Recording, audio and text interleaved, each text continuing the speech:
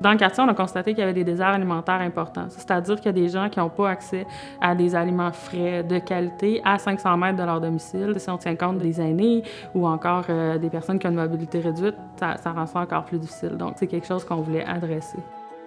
Notre but premier, c'est vraiment d'améliorer les conditions de vie de ces citoyens-là, puis ultimement de le faire en créant un tissu social.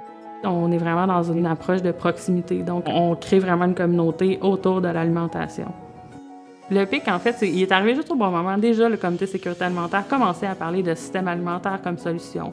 On se disait qu'on voulait vraiment aller vers quelque chose d'intégré là, qui permet de toucher à plusieurs facteurs. Ça nous a permis de se regrouper sur des bases différentes. La Maison d'entraide a une mission en sécurité alimentaire dans le quartier. C'est un quartier très hétérogène, mais il y a beaucoup de poches de pauvreté.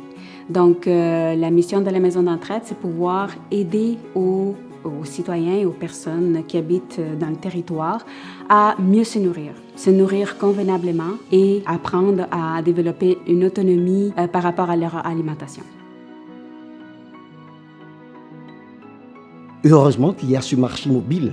Et alors là, c'est une aubaine pour moi, là, c'est tout près de moi.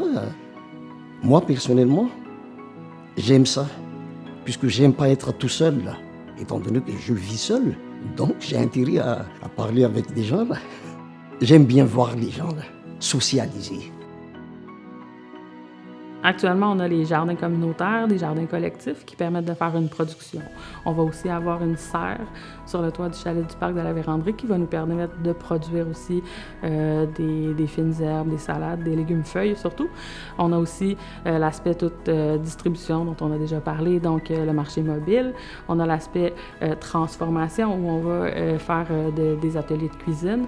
Puis au cœur de tout ça, on a vraiment la mobilisation citoyenne, c'est-à-dire que on veut que les citoyens sont au cœur de ça, participent avec nous. Puis un de nos leviers, là, c'est vraiment l'éducation.